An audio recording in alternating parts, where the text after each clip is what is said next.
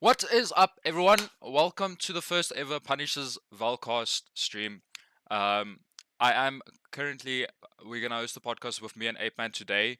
It's going to be a little bit of a short one as load shedding is cutting us no slack, unfortunately. Ape Man will be back in a second. I do not know where he disappeared to. But how's everyone doing? Welcome to the stream.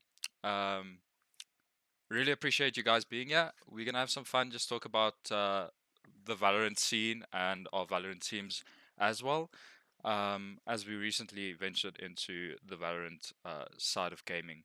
Um, but yeah, just wait for Apeman to get back, and then we can go ahead.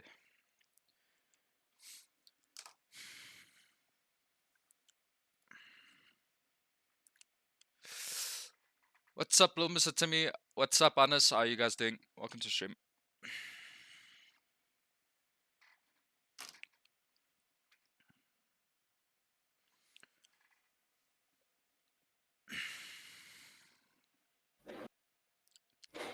Here comes Apeman. Finally.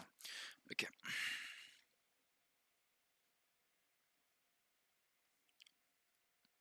Sorry guys, this is our first time doing this, so it's not going to be silky smooth, but we try. Okay, just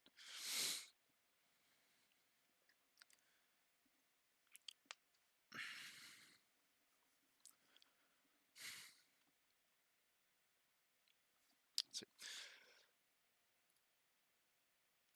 So guys, we started our Valorant team about, I think it's 2 months back now, and we started playing in most of the tournaments in South Africa, and we've been doing pretty well, and we got a academy team going as well, which we'll speak about a little bit later. But I know a lot of Punisher supporters are mostly Fortnite players and Fortnite supporters. Um, So we're not expecting too much people coming through from the Fortnite side, but it would be dope seeing some guys pull through, just to see what Valorant's all about and what's happening with the Punishers Val teams and how they are doing in all the competitions that's happening currently.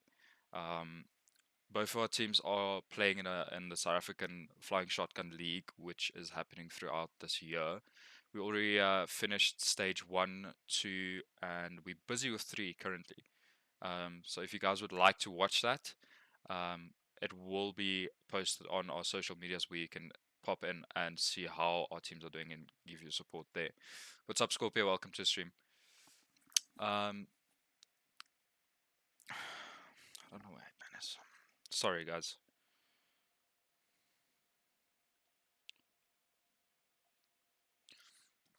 How are you doing, Scorpio?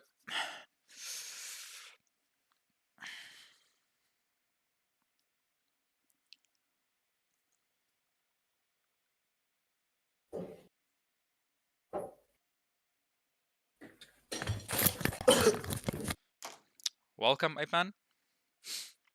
How's it? Okay, can you please turn on your face cam and let's get this thing started? Is it started? Yes, like I said, Yeah. 7 o'clock sharp. Oh my gosh. Like always, No, Apeman man. is the cost in the team. I was getting my tea. Goodness. I'll Apeman is carry you. slacking, costing, throwing bread. I agree, Scorpio. Dude, Sharp I will play be. Apex, boys. I don't know anything about this Valorant rubbish. Guys, send help. I don't know anything about this. Okay, come. Let's go, Apeman. Give me a sec. Yeah, I'm just connecting.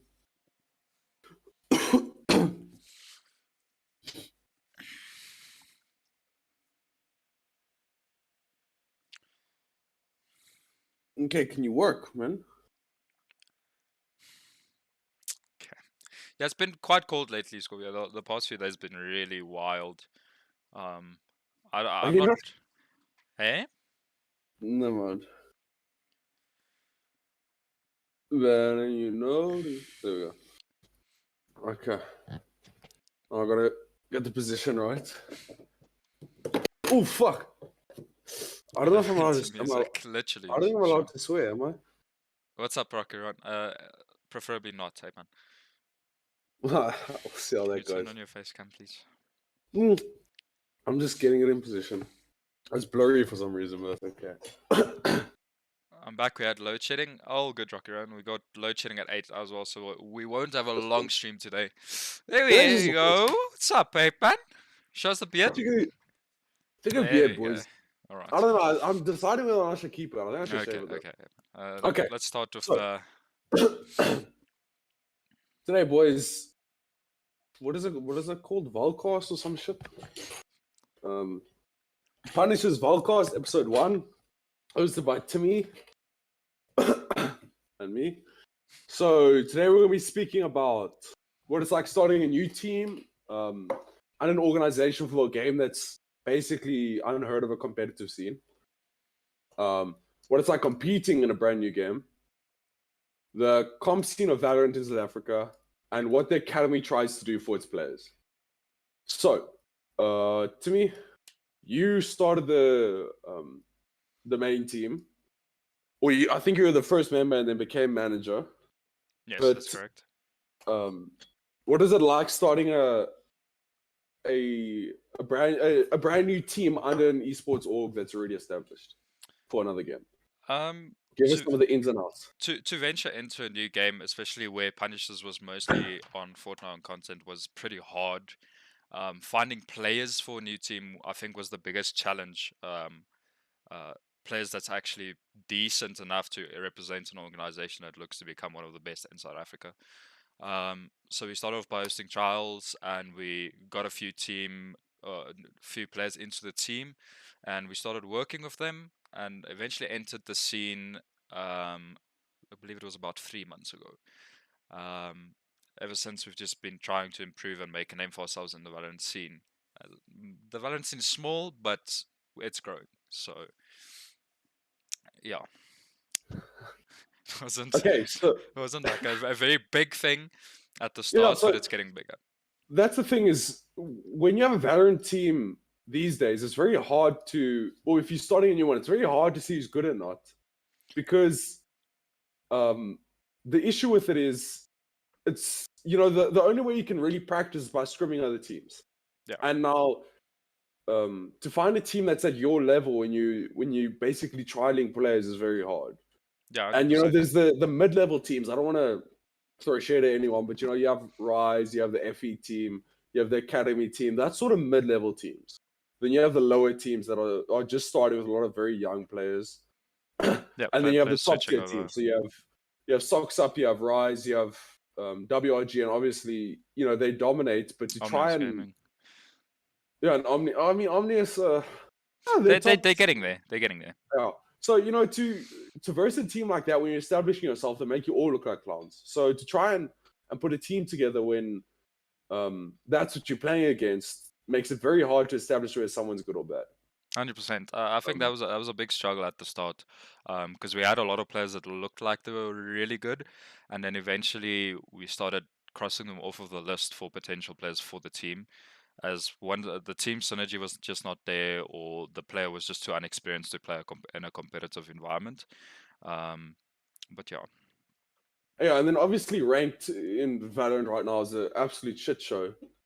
I can agree with that. It's impossible to play ranked and to improve as a team or to see someone's skill level in ranked because it's all just a bunch of brain deads, and everyone just runs around and I don't even get me started on that. That's gonna make my Yeah, blood it's boil. a bit of a problem right now with Valorant. But also with Valorant right now, being a brand new competitive game, just the last 3 months, the way that Sky has gone from possibly one of the worst agents that everyone thought would never work, having no changes to her, and now all of a sudden, she's insane, and everyone wants to start using her. It just makes me wonder what sort of metas we haven't discovered yet. I wonder how Yoru could eventually be used as a primary character or someone doesn't really have a high pick rate right now. I mean, yeah, I can agree. Valorant is an ever-changing meta. It doesn't that's have a what makes it special so- time or place where it happens. It just happens. The one day you're playing Valorant and everyone's playing this character, or everyone's using these strats because it works, and the next day you hop on and it's a completely different game. The meta's completely changed, and you just need to adapt. I think that's why- what makes Valorant so hard to compete in as well. Is And that also- you need to be able to adapt. It's a brand new game, but the issue with it is it's very, very similar to CSGO. So you have the CSGO players coming over. It's also quite similar to Overwatch. So you have them coming over, and they're insane from the start, even though it's a brand new game. So it makes it hard for newer players to adjust the game when there's so many games that are, or there's many games that are very similar to it. So, if I'm a player that played Fortnite, basically, if I come in after plays versus a player that plays CS:GO, it's extremely hard to compare because he knows how to counter strafe, he knows how to hold angles the same. Whereas as a Fortnite player, I'm not a run around. That's basically it when it comes to this game. Yeah, I feel And you on that's why that. the adjustment period was so long for the main Punishers team and even the academy, because I think that the main team consists of 3 former Fortnite players and then one Overwatch and one CS:GO, and the academy team is 2 Fortnite players, an Overwatch player, and then 2 players that have never played competitive games before, except for Call of Duty.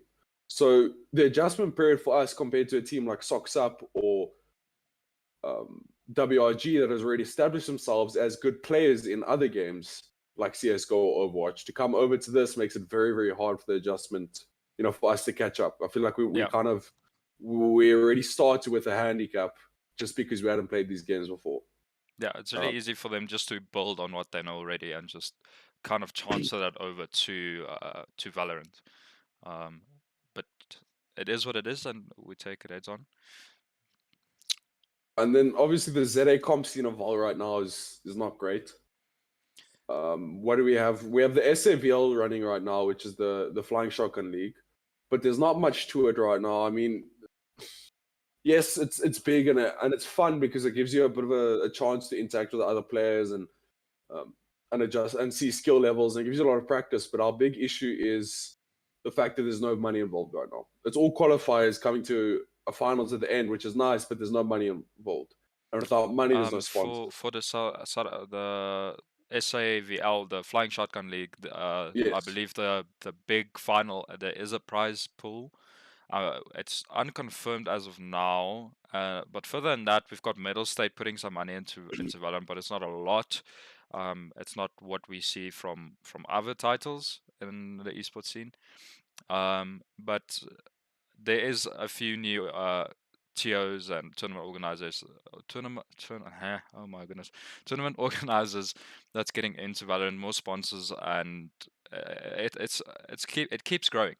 We're at a point now where it's either it's gonna start growing more exponentially, or we're gonna start seeing a die down in the scene, which I do not think is very likely.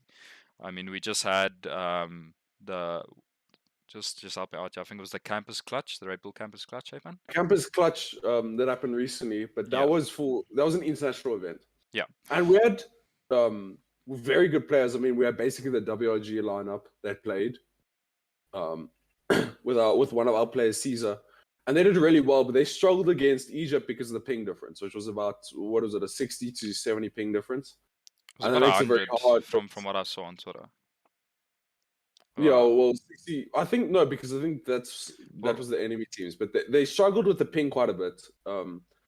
And the fact is that without servers, we're not going to get big sponsors. It's going to be, if we don't get servers soon, I think the scene will die. Fortnite is different because people will still play casually, because it's a non-competitive game at heart. Yes, there's a big competitive scene, but at heart, it's a non-competitive game.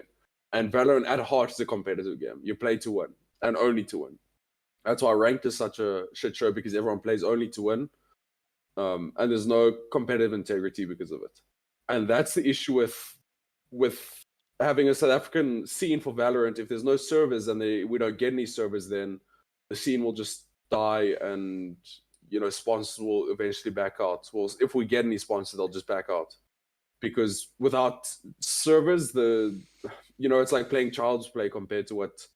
It's like playing a completely different game to what the actual pros play. Yeah, no, I can agree with that. Apeman, we've had a lot of times where people shouted SA servers when Fortnite said Yes. anything that even sounded close to anything South African or anything in that line. And I know people tweeted out with this with the internationals masters happening in Berlin, I believe it was, that there was some teasers that looks like it might be African servers, not South African servers, but we'll have to wait and see. We can only hope. If there's one game that I believe got the potential and got the money in it to give us service, even though it's not really in their favor, I think that would be Valorant, in my opinion. But like I said, we'll have to wait and see. So recently we have the shotgun, what do you call it? The Flying Shotgun League stage 3 starting and stage 2 coming to an end recently. And in the stage 2, we saw WRG obviously finish on top, but just completely undefeated. And they've been insane recently. After they played the DreamHack tournament, they've been wild. I mean, they're 13-0, 3 teams in a row, I think, in the one tournament. And they're just so dominant. From a individual player point of view, they're incredible. And the team as a whole is on another level of efficiency and the things they do while they play. They play like another level compared to the rest of South African teams. They just basically run us over. Yeah, And the only I strongly to just point something out there, but I strongly believe that Socks Up are close on their tail. But we yet to see Socks Up actually beating WRG to an extent where it's impressive. I think we saw them beat WRG about 3 months back, 2 months back in a really small tournament, but since then nothing much. WRG just dominates the scene right now. I don't think they've dropped a single. I think they dropped one map in the Breeze Cup, but other than that, I don't think they've dropped a single map against the African team yet in the last couple of months. Breeze Cup, I know they lost one to Socks Up, and they lost Yeah, one they to lost Socks one Up map. in the best of 3 in the Middle State tournament as well. A few months, I think it's a month and a half back around there. But I think that was at the stage where WRG just lost 2 of their players and they brought 2 new players in. And I think they lost map 1, I wasn't too far. I think it was 13-11 or something. And then after that, they just dominated Socks Up and just took the tournament. Yeah, they've been doing that a while. I believe that I'm not sure of their lineups, but I know they're diving into the Astra Killjoy combos a lot recently on Bind, and I think they play the Scent as well, where they added really well. And I think that's a strong meta that's going to come out is Astra and Killjoy. But 100%. I'm not sure if Killjoy is still viable now that most people are playing Viper as a Sentinel on most maps, and instead they play double smokes. Yeah, That's what I've been seeing happening a lot is double smokes and then they run one Sentinel, usually Sage. Yeah, that's coming back to the meta ever changing. We'll have to see where that goes. That's a fairly new meta, and South Africa always have their own type of, almost want to say, version of the meta happening in Valorant. So we'll have to see where that leads. We haven't really seen anything big from that. We've seen a few teams try it out. I know Rise tried it out. I think Socks Up had it once or twice, and WG has been doing it for a while now. So we'll have to see where that goes. But it's a really dominant selection of characters. But I think there's more to it than what we already know. And if we just look at our main team's recent performance, I'm not sure of all their recent matches, but they who did they go down to in the Breeze Cup? They went down to Ex-Contra. Ex-Contra. Yeah. Well, that was the second match. Who did they lose to the first time? I think they lost Socks Up. Socks Up, yes. Yes.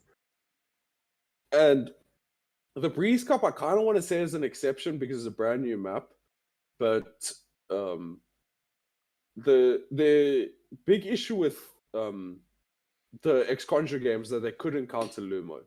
That they could not counter I mean, he only really plays shotguns and AWP, and to try and counter that, I don't think it's specifically hard, but if you know what you're doing on Breeze, I feel like the map's too open to counter an AWP. Yeah. It's really and hard. I'm not sure how the whole game went, but I know they did struggle with Lumo, especially in that match. For that match, from what I remember, we were far behind, and then we made a comeback. I think it was 6-12 at a stage, and I think we made it back to 11-12, and then unfortunately we lost the round just before we went to overtime. So we lost 11-13. but yeah, the op really we really struggled against it because all of the long angles and we didn't have a lot of preparation going in for the breeze tournament. Um, so the long angles with the rifles and stuff was really hard for our players to counter. Yes. But yeah, next time. And we know the Punisher's classic that Saval will kick you from the team if he ever finds you opening on attack. Oh yeah, hundred You know percent, that's hundred what we percent. always do. We throw it off the map. We don't keep that shit on the map while we're attacking. And it's something that we've been doing since the start because Saval has always believed that you cannot open attack unless you're someone like Wardell, who can take those wide peaks and those big swings. And sadly, I don't think there's anyone in Punishers at least, or even in South Africa, that can really take those big angles and ops on attack. Yeah, we had to That's the see part of the someone like meta. that.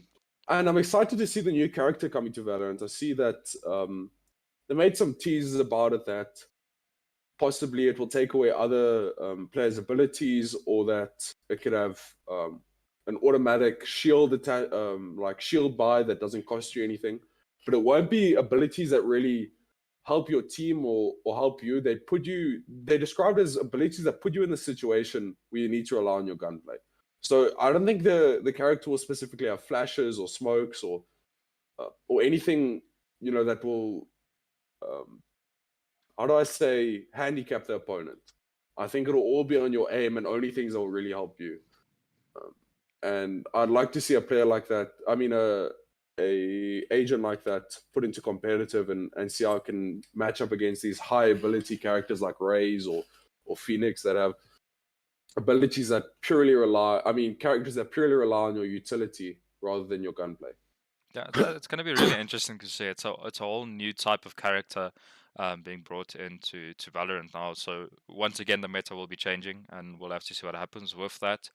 Um, my bet would be if the leaks are true, the character is probably going to be really OP on launch, and then all the bugs and glitches and kind of OP abilities will get nerfed later on, like we always see on Valorant. But that's really going to be interesting to see that type of abilities and agent coming into the game to see what change it's going to make in the competitive scene. I believe that's happening in about 2 weeks, 3 weeks. I think the episode's I think it's ending. 2 weeks. I'm not 100%. But they're also bringing out a nerf for Sky and Breach. I'm not sure exactly on the um, details of it, but as far as I know, it's gonna be some sort of cooldown maybe, or um, something to counter triple flashes. That's what they're trying to stop. Is what's the bros that does with the Sky flashes where you can flash around a corner 3 times. They want to nerf that. You can continuously spam flashes. So I'm assuming a cooldown on it would be the only way to really do that, because reducing breach flashes down to 1 or even 2 would make him again unplayable. You Yeah, just wouldn't be with it. true. So I'm not sure what the changes will be, but I think it'll make a big impact on the game, because right now flashes are still a huge part of the competitive meta. Yeah. My problem that I have with Valorant, the way they nerf characters and buff characters, is that they usually either overdo it or underdo it. Um, I mean, a few months back they nerfed the classic right click. That was so OP, and to be honest, I don't see much of a difference in it, except for you can't spam with it anymore. But then you get like Omen, where they gave him a nerf and then buffed his counterpart Brimstone, where they just made Omen. I don't want to say irrelevant, but his flashes being $200 more expensive and his smoke's not lasting as long, it really took a big hit with that, because there's a lot of teams that don't even play Omen anymore on any maps, because he's just not worth it anymore. With Astra coming out and Brimstone and the Viper meta, it's hard to see them basically almost kill a character or just buff them so badly that everyone plays them.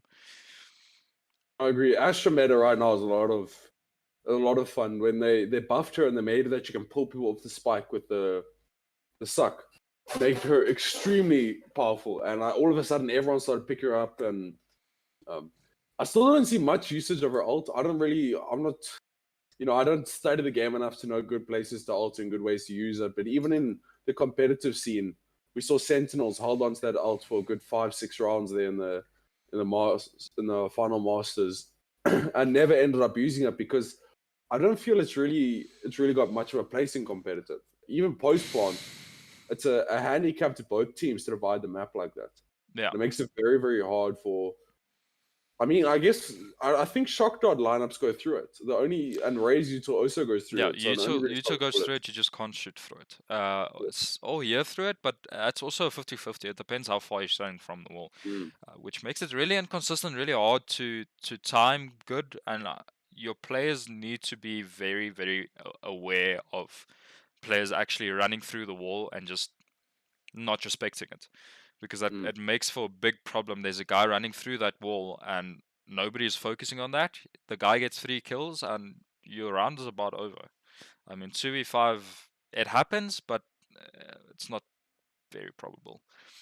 So let's talk about a bit about your rank experience to me.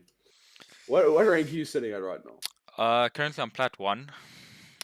So you sort of what do you usually sit at? I mean, what's your average for the last couple of seasons, the rank you've been sitting at? Gold 3 actually. I've been stuck there for the past at least 6 months.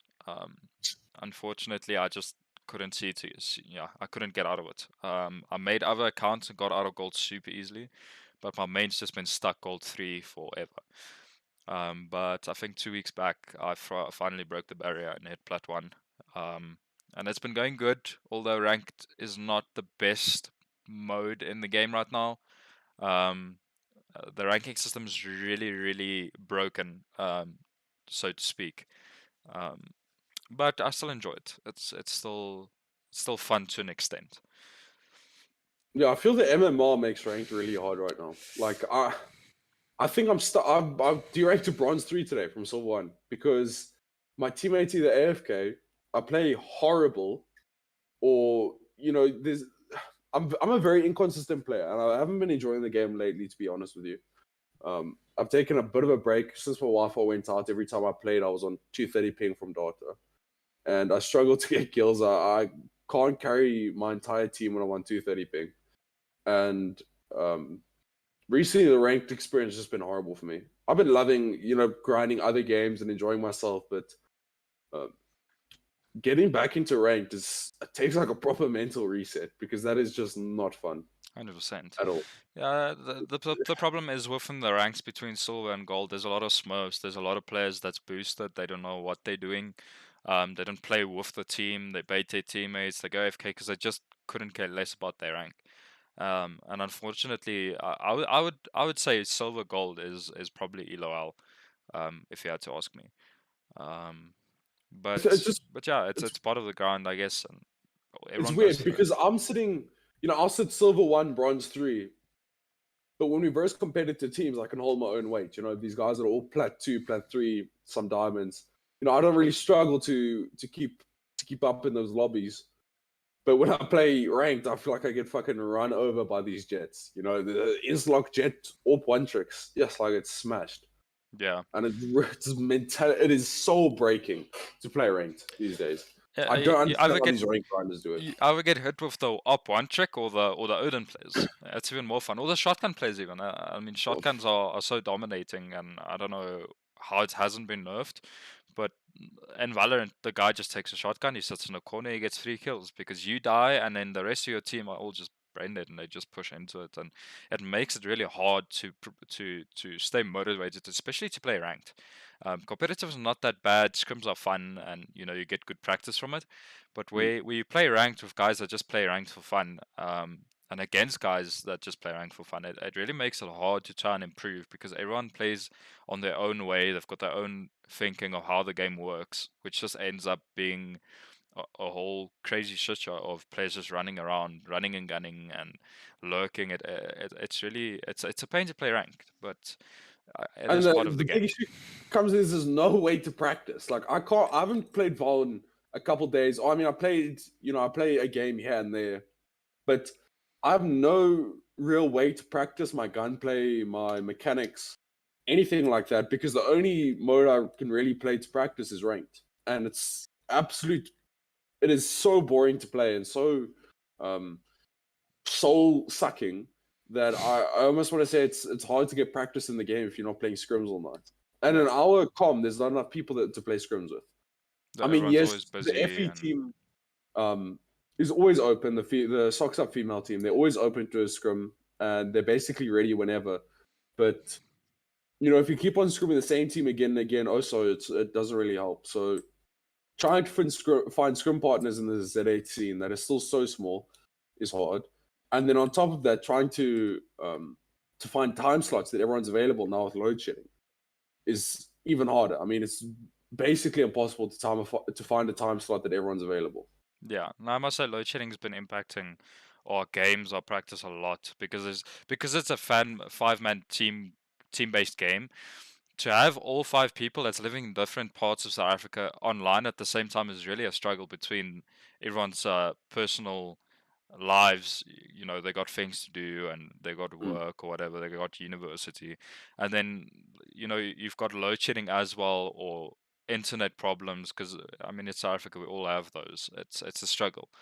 um so yeah, it's really hard to even to schedule matches for our league is really hard, because this guy's not available, that guy's got load shedding, this guy's internet is not working. It becomes a big problem, and I think And that's maybe also one of the reasons that the South African scene struggles to grow.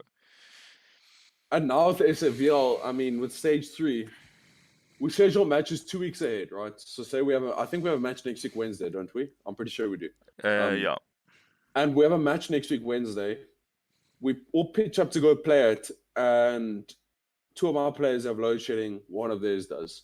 Now we reschedule for another day, but then we risk, the unavailability of one player, because there's 10 people that need to be available from all across the country, all doing different jobs, and it's a big issue. The load shedding really affects this sort of stuff, and it makes it hard for us as players to book matches and get practice, and for sponsors to see a potential in this in the scene. If we have no matches going, nothing's being streamed, then there's no potential again. And it's a big issue for sponsors, because they need to see the games, they need to see the viewers, they need to see Numbers. the numbers. Yes. And if there's load shedding or there's internet issues like there is constantly in this country, there's just no numbers. Yeah, And it it's a makes a big problem. real big issue. It's uh, yeah, it's just one of those obstacles within the Valorant that I've seen basically like in other scenes as well for esports, but I don't think it impacts other games as much. Because Valorant's only a team game, a five-man team game, it becomes really unbearable at times. Where if you're playing something like Call of Duty or Fortnite or something where you can play solo, it's not always that big of a problem, because Mm. if you've got load shedding, you miss the game. You don't impact your team, you don't have teammates that you impact as if you're playing solos now. But it's not that big of a problem. But yeah, this is South Africa. We've got our problems. We work through them, I guess. Um, But that's what makes the ZA scene such an issue. But if we talk about, the ZA Fortnite scene, I mean, what a mess it's become. Um, I'm not surprised that I mean, there's new orgs entering, but I don't know if you can call them orgs or friend groups, because the so-called orgs have 80% Indian followers, which is quite scary, because that means they probably bought accounts. I mean, bought followers, and then on top of it, they have no sponsors. So, what do you categorize as an org versus a friend group team? Especially with these small orgs in the country, like Punishers is an org. It's a smaller org, but it's 100% classified as an organization. They have sponsors. They have they're a registered company. They have sponsors. They have lots of team members. They have staff members. That's different compared to these so-called small organizations that are run by 5-6 people, and they're all in the org. They're all friends. They have no sponsors. There's no money involved. It's basically just a friend group with a fancy name, and that's also where a big issue comes in. Is these smaller friend groups with these entertaining numbers that sponsors look at it and go, oh wow, this person has this many followers, they get this many impressions, they get this many likes, until they realize that half those followers are bots and they expire in 6 months. Then all of a sudden you've got 1,000 follower Twitter with 5 likes a tweet, and then again it brings a bad name for the comp.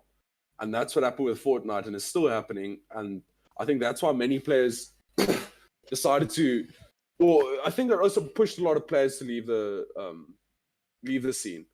I left the scene quite recently, probably about 6 months ago. Well, um, we had left the competitive scene about a year ago, and then we went back after about 6 months for a 3 month period, and we decided it wasn't for us. That was when I was playing with George and Gogobi and them, and just those couple months there, the scene is so toxic. It's so full of, I don't want to say hate, but there's no other word to put it. The amount of racism and sexism, and the amount of homophobia it's crazy in such a small area of young people that there's so much hate going around there, and it really creates a big issue for sponsors to come in, and it creates a lot of red flags for new tournament organizers or anyone willing to sponsor a tournament, that they don't want that really on their brand. You know what I mean? I hope that does not happen to Valorant in this country, because otherwise we are doomed. There's no one that'll come in here. I mean, we haven't seen much of it as of yet. There's been a few disagreements and so forth on Twitter, like I believe every scene's got, but it's not wild. I think we've got a few fights between, I think WG and Socks Up actually had some sort of beef at a stage, but it doesn't get dragged out. They talk it out and it gets to the end. Because most of I think the average age of people that play Valorant and the ZA scene is a lot older than other competitive games, for that, so to speak. I guess that makes a big difference as well. These guys are working, they have jobs, they have girlfriends, they have stuff to do other than just sit on Twitter and complain.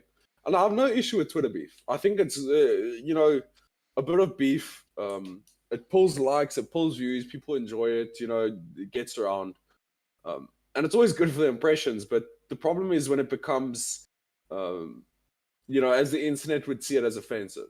And as soon as that starts, then the issues start. Yeah. And I think that most orgs in the scene haven't had real big issues with it yet. I think WRG had a bit of a run-in with it, but I'm not sure what happened there, and I don't want to speculate. And as far as I know, Punishers has never had a real issue with it. They had a bit of speculation from a while back, but that was all just part of a big issue that happened on Twitter, and everyone was dragged into it, regardless of whether you're involved or not. You were dragged in. And other than that, I don't think that the Valorant side has really seen much of this controversy yet. We are still a young com, but we are made up of much older, much more mature guys, and I think it makes a big difference to the community. And I really, really hope that we start to get some big sponsors in and start to get a lot more teams playing, get some money in the com, because it takes one big tournament, one 20,000, 30,000 rand tournament online, not on the LAN. We get that, and all of a sudden there's 40 teams registered. Yes, there's a good chance that the main teams will win, like Socks Up or WRG, but it gives eyes to a lot of new orgs to think, okay, there is actually more talent in this comp. There's talks of a lot of other orgs starting Valorant teams, and it's hard for them because most of the players that are known to be good are either playing for a team, or they are, well, I mean, they're either playing for a team, or they've got a registered team with certain players on organizations, which also is a big issue for these new orgs that are looking for Valorant teams. Yeah. No, I totally agree with that.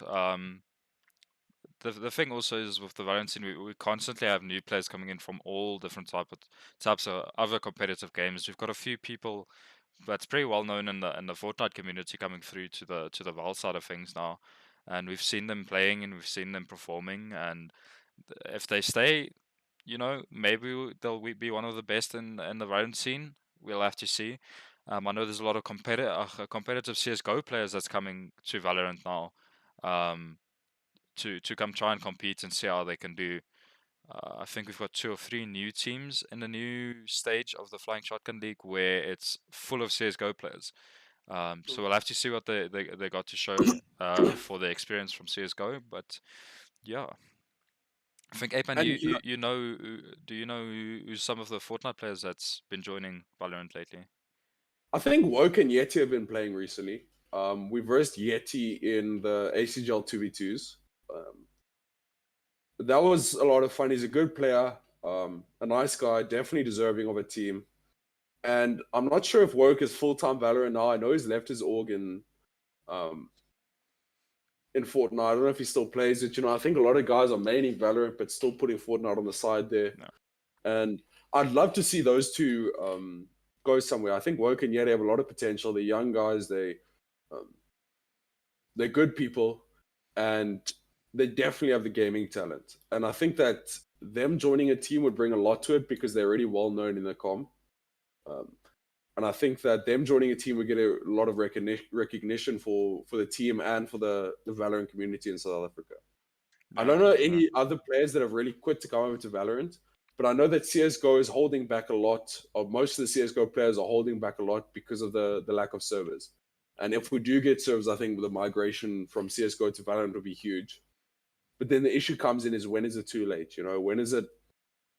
How many characters is too many, and how advanced does the game have to be before CS:GO players decide, what, that game's too hard for me. I can't swap over now. Because at this stage we're still very new. We have very small agent and map pool. We don't have map or agent bans yet because there's not enough of them. And I think that if CS:GO players came over now, um, they would get used to the game very easily. But with the ping, I don't see it happening. If I was a CS:GO main before this, or if I was a Fortnite main, and we had servers, I definitely wouldn't have swapped over to Valorant. I would probably still be playing Fortnite at this stage. I Yeah, never would have just. I think the ping is a bit unplayable for someone that played a first person shooter, um, any other title, to be honest, that South Africa's got servers in. And I think once we get servers, like Apeman said, there will be a lot more of those players coming over to Valorant, to see what all the hype's about and to see what's going on, see if they can compete and maybe make a name for themselves in the scene. But yeah, we'll have to see what happens in the future. It'd be great if we can get servers, grow the scene to something amazing where we've got a lot of teams performing internationally and competing internationally. Um, but yeah, we've definitely got the talent for it. Um, Unfortunately, with the Red Bull Campus Clutch, I believe our South African team fell out today in the semi-finals of our region, Yes. which is truly heartbreaking because if they could make it, I believe if they won the finals, they won the semis, they won finals, they would have been sent to Spain and they would have represented South Africa overseas. So that would be amazing, but unfortunately, they lost to Egypt, I think. Yeah, it happens sadly. There's no lower bracket, but they dominated the ZA teams. And they versed Kenya, I believe, yesterday, and they absolutely dominated them. Then I think today the struggle with when I watched the stream, I don't think that Egypt was specifically a better team. I think Egypt definitely, not to take anything away from them, I think they definitely were smart and a good team, but I think that the nerves had the guys a bit.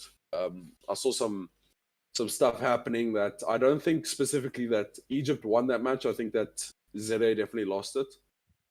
I feel ZA had the potential to beat them, and they struggled a lot. And I think a couple of them were having bad days, and that happens, and that's just something that's part of the competitive games. Uh, Yeah, so to speak about this team, Simply Q is on a team as well, I believe, and Simply was the first immortal, first guy to hit immortal in South Africa. About this is probably Act 2, maybe even Act 3, I think, of Episode 1. So it's quite a while back. And he recently moved over to Australia, no, USA, right? America. He went to yeah, America and trialed for a big Valorant team there. I think it's Nox, man, eh? yeah, I believe he's still playing for Knox. Equinox, yeah. Yeah, He, he's still under um, Equinox. so he got the team for Equinox. It was a really big, um, man, what's the word? She's like big accomplishment for a guy that played on 180 ping to go overseas, be on 16, 10, between 10 and 16 ping to make a team within the first month of being overseas is really a big achievement and just shows what type of talent we have in South Africa, what we have to offer. Um, so yeah, big ups to him. He's really is carrying the South African Valorant scene's name out there and performing in national or international tournaments, which is really amazing. I believe WRG came fifth in the EU DreamHack for Valorant, or fourth. I'm not 100% on their placement, but they also did incredible in that. And for South African teams to be playing on 160 ping and to come top 10 or even top 5 in an overseas tournament is incredible, and that just shows that the power that our com has of these players and their actual their potential. And imagine if we could get servers and we could get people playing on the low ping, the potential of the players at that stage. And I think that someone said it best on Shroud Stream, where they said that when South African CS:GO started to blow up, they were incredible, and they had. We didn't have players. We had teams that could rival. I think he said Korean and Brazilian teams, and we could keep it that high level. But when it comes to Europe and North America, it's very hard for a country like ours to keep up, because obviously we have way less. We have much less players. I think America has 360 or over 300 million people, and we're sitting with around 50. So already they have about 6 times the amount of people that have the potential to be playing games. And in a country like America or in Europe, where they have a lot more money and a lot more stability, there's more people playing games. There's more consistency in the video games, and just those straight numbers. If you have 10 people to choose from versus 2 people to choose from, there's a good chance that the 1 in 10 person is going to be better than the 1 in 2. No. And that's just how NA and EU get to keep these high levels of performance compared to countries like us or Brazil. And I think that's why we'll never really reach that level in our country. I don't think we'll ever be able to reach the level of Europe or North America in esports. And that's purely just because of our player bases. We'll never do it in Fortnite. We'll never do it in Valorant. I don't think we'll ever do it in Rocket League either. Unless we get a huge influx of players or a crazy, change in our society, I don't see it happening in the near future. Yeah, that's also why in our Valorant scene right now, and I think Saval said this many times. There's not really mid-tier teams. So you've got these top 5 teams that either dominate the scene, or you dive off, which is just they're trying to improve, trying to get there, but then can't really show too much for their practice and time that they put into the game. And I think once we get a little bit more players, we'll start seeing that mid tier where it's well known teams and they really give a run, like teams like WRG a run for their money, but they don't really necessarily beat them. Maybe once or twice, maybe there's an upset here and there, but yeah, we don't really have that right now. So I think that is one of the it's something that comes from not having enough players in your scene.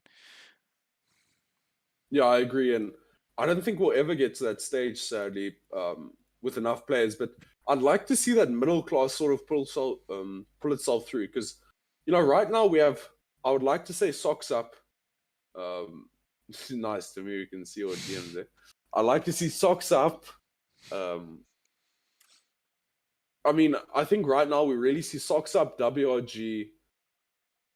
I don't know. Omnius is at that top level, but I don't think that they're quite a top 5 team yet. I would say Omnius.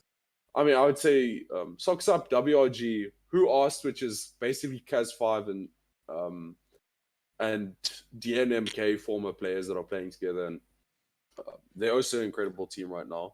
Yeah. And for 3 and 4, I can't even really give a name because they're the only ones that really dominate. Other than that, the Punishers team is getting there. They're at a really high level right now, but they also started recently, and most of them this is their first tech shooter. Our academy team is good, and we gave WRG a bit of a run for their money, but that's the best we could really do under the circumstances, considering also our academy team is very young.